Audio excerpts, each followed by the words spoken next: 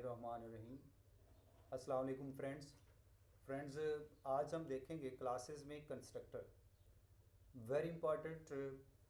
अगर हम क्लासेस पे बात करें और कंस्ट्रक्टर को ना डिस्कस करें तो ये आप समझ लें कि हमने क्लासेस का 30% डिस्कस शायद किया है और उसके बाद हमने बहुत अहम एक चीज़ को छोड़ दिया है। तो कंस्ट्रक्टर आज हम देखेंगे ये कंस्ट्रक्टर क्या है और इनका क्या मकसद होता है, क्यों हम इनको अपने प्रोग्रामिंग में इस्तेमाल करते हैं। तो आइए ज़रा इसको देखते हैं।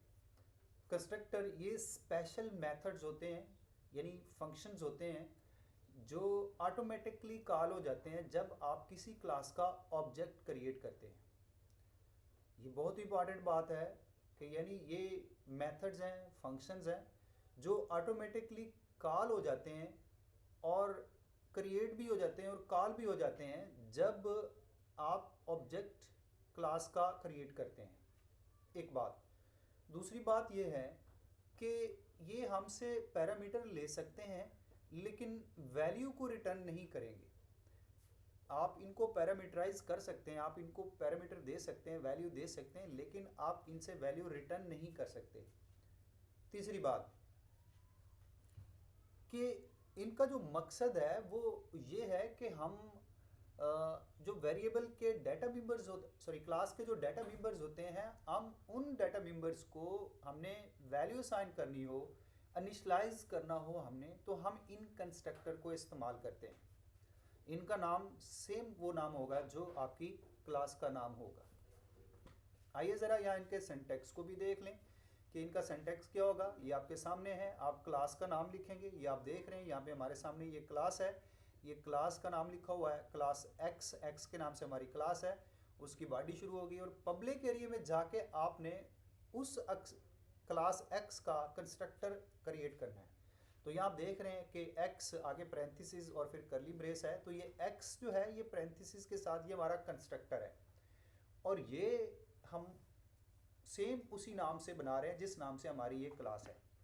तो उसकी बॉडी के अंदर फिर जाके आप स्टेटमेंट्स को लिखेंगे। ये आप देख भी रहे हैं, यहाँ पे स्टेटमेंट्स हमारे सामने आ रही हैं। ये स्टेटमेंट आप लिखेंगे और इसकी बॉडी को क्लोज कर देंगे। यानी ये आप कंस्ट्रक्टर पब्लिक एरिया में जाके आप इसको बनाएंगे, लिखेंगे, डिफाइन करेंगे और इसका नाम सेम वही होगा जो आपकी क्लास का नाम होगा और ये आपसे पैरामीटर भी ले सकता है। यहाँ मैं पैरेंथेसिस के अंदर मैंने कुछ नहीं लिखा, तो यहाँ इसका मतलब ये नहीं है कि ये आपसे कुछ नहीं ले सकता, ये आपसे कोई पैरामीटर भी ले सकता है। टाइप्स को देख ले, ये हमारे सामने टाइप्स हैं कंस्ट्रक्टर की। ये डिफ़ॉल्ट कंस्ट्रक्टर नंबर 1 टाइप है, उसके बाद हमारे पास पैरामीटराइज कंस्ट्रक्टर है, फिर उसके बाद कॉपी कंस्ट्रक्टर है। तो ये 3 तरह के हमारे सामने कंस्ट्रक्टर आते हैं। डिफ़ॉल्ट कंस्ट्रक्टर वो कंस्ट्रक्टर होता है जिसको हम कोई पैरामीटर नहीं देते, यानी ऐसा कंस्ट्रक्टर जिसको आप कोई पैरामीटर नहीं दे रहे, उसको हम डिफ़ॉल्ट कंस्ट्रक्टर का नाम देंगे। इसको ऐसा कंस्ट्रक्टर भी कहते हैं जिसको आप कोई पैरामीटर, नो पैरामीटर कंस्ट्रक्टर भी इसको नाम दिया जा सकता है। और ये उस वक्त मोस्टली आपका क्रिएट होता है जब आप कोई इंस्टेंस क्रिएट करते हैं, यानी ऑब्जेक्ट क्रिएट करते हैं आप अपनी क्लास का। तो लिहाजा मोस्टली जो है वो हम इसको यूज़ करते हैं और इसको डिफ़ॉल्ट कंस्ट्रक्टर को इसलिए मोस्टली इस्तेमाल किया जाता है कि जब आप कोई वेरिएबल्स को इनिशियल वैल्यू देना चाहते हैं, लाइक आप उसको कोई ज़ीरो असाइन करना चाहते हैं या कोई इनिशियल वैल्यू देना चाहते हैं जो बाद में चेंज भी हो सकती है, आप उसको चेंज भी करना चाहें तो कर सकते हैं वो पैरामीटराइज के ज़रिए से। लेकिन आप कोई इनिशियल शुरू में कोई वैल्यू आप उसको देना चाहते हैं तो आप इस कंस्ट्रक्टर को इस्तेमाल करें। आइए फ्रेंड्स, यहाँ हम कंस्ट्रक्टर के बारे में प्रोग्रामिंग करके देखते हैं कि हम किस तरीके से अपने इन कंस्ट्रक्टर को प्रोग्राम्स में इस्तेमाल करते हैं। तो हमें यहाँ पे इसको बाकायदा प्रैक्टिकली इसको परफॉर्म करेंगे और देखेंगे ये किस तरीके से काम करते हैं। और स्पेशली हम उसमें इस्तेमाल करेंगे डिफ़ॉल्ट कंस्ट्रक्टर को, जो कि हमारे पास वेरी इंपॉर्टेंट है और हमने इसको देखा भी सही। तो ये चीज़ जो है वो हम इसको देखते रहेंगे। आइए हम क्लास बना लेते हैं जी। कोई भी क्लास आप बना लें, लाइक जैसे हम एक्स के देख रहे थे कि एक्स के नाम से हम क्लास बना लेते हैं और इस क्लास के अंदर हम पब्लिक एरिया में जाके हम इसका एक कंस्ट्रक्टर क्रिएट कर लेते हैं और यहाँ पे हम ऐसा कर लेते हैं कि यहाँ पे हम प्राइवेट एरिया में एक वेरिएबल भी डिक्लेयर कर लेते हैं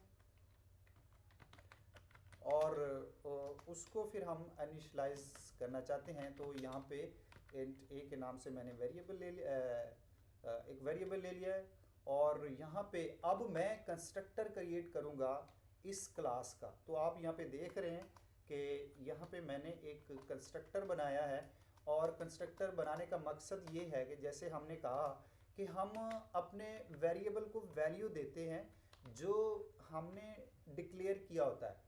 तो लिहाजा यहाँ पे हम इसको अब वैल्यू दे रहे हैं और साथ हम ये चाहते हैं कि जी ये हमें आउटपुट भी दे दे। तो लिहाजा यहाँ पे हम इसकी आउटपुट भी ले लेते हैं, यहाँ पे हम इस एक को आउटपुट भी ले लेते हैं।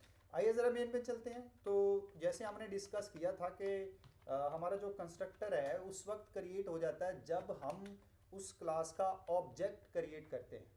तो लिहाजा यहाँ हमने ऑब्जेक्ट क्रिएट किया है तो ये कंस्ट्रक्टर ऑटोमेटिकली क्रिएट भी हो जाएगा और ये ना सिर्फ क्रिएट होता है बल्कि कॉल भी हो जाता है। ये भी बात ज़हन में रहे कि आप जब भी किसी क्लास का ऑब्जेक्ट क्रिएट करते हैं तो जब आप ऑब्जेक्ट क्रिएट करते हैं उसके साथ ही ये कंस्ट्रक्टर क्रिएट भी हो जाता है और कॉल भी हो जाता है, यानी वो एग्जीक्यूट भी हो जाता है। तो लिहाजा ये हमारा काम जो है वो ये दोनों काम हो जाएंगे जब भी हम अपने इस कंस्ट्रक्टर को कॉल करेंगे। आइए ज़रा यहाँ पे हम इसको सेव करते हैं जी और उसके बाद कॉन्स्ट के नाम से मैं इसको सेव कर देता हूँ। अब इसको कंपाइल करते हैं, देखते हैं कि ये हमें कोई एरर देता है या नहीं देता। तो यहाँ हमें एरर आ रहा है जी गेट सी एच। ये गेट सी एच को हमने गलत लिखा हुआ है, ये इसको ठीक करते हैं, सेव करते हैं और कंपाइल करते हैं। उसके बाद देखते हैं कि जी अब यहाँ पे हमें कोई एरर शो नहीं हो रहा। आप यहाँ देख रहे हैं कि यहाँ हमें कोई एरर मैसेज नहीं आ रहा। इसका मतलब ये है कि ये हमारा प्रोग्राम ठीक है। आइए ज़रा अब इसको रन करके देखते हैं। तो ये आप देख सकते हैं कि ये जो प्रोग्राम है ये हमें आउटपुट दे रहा है इज इक्वल टू 10। मतलब ये कि जो हमने कंस्ट्रक्टर को वैल्यू दी थी, कंस्ट्रक्टर के ज़रिए से वेरिएबल को वैल्यू दी थी, वो या आप देख सकते हैं कि ए के नाम से वो उसमें पहुंच भी गई है और साथ उसको हमने कहा भी था कि हमें ये वैल्यू शो भी करवा दें कि सी आउट के ज़रिए से, तो उसने हमें शो भी करवा दी है। तो ऐसे इस तरीके से आप कंस्ट्रक्टर को बना सकते हैं। आप यहाँ पे देख सकते हैं ये हमारा कंस्ट्रक्टर है। इसके ज़रिए से हमने क्या किया कि इस क्लास जो x के नाम से हमारे पास क्लास है और उसमें जो हमने वेरिएबल a डिक्लेयर किया हुआ है इसको हमने वैल्यू असाइन की है। तो ये कंस्ट्रक्टर इसीलिए आपके कंस्ट्रक्टर जो है ये आपके बनाए जाते हैं और उनको इस्तेमाल किया जाता है। तो अब आप यहाँ पे देख सकते हैं कि जब आपने मेन फंक्शन में जाके x क्लास का ऑब्जेक्ट क्रिएट किया, OBJ के नाम से क्रिएट किया, तो जो ही ये हमारा ऑब्जेक्ट क्रिएट हुआ तो ये कंस्ट्रक्टर ऑटोमेटिकली क्रिएट भी हुआ और कॉल भी हुआ। स्टूडेंट मैं यहाँ आपको थोड़ी सी तरतीब बता दूं कि ये हमारा प्रोग्राम किस तरीके से एग्जीक्यूट होगा। ये यहाँ मेन से सबसे पहले हमारी एग्जीक्यूशन मेन से स्टार्ट होती है, उसके बाद दूसरी लाइन पे आएगा, यहाँ पे x की क्लास का हमने ऑब्जेक्ट क्रिएट किया। जो ही ऑब्जेक्ट क्रिएट होगा तो साथ ये कंस्ट्रक्टर भी क्रिएट हो जाएगा और कॉल भी हो जाएगा, यानी इसकी एग्जीक्यूशन स्टार्ट भी हो जाएगी।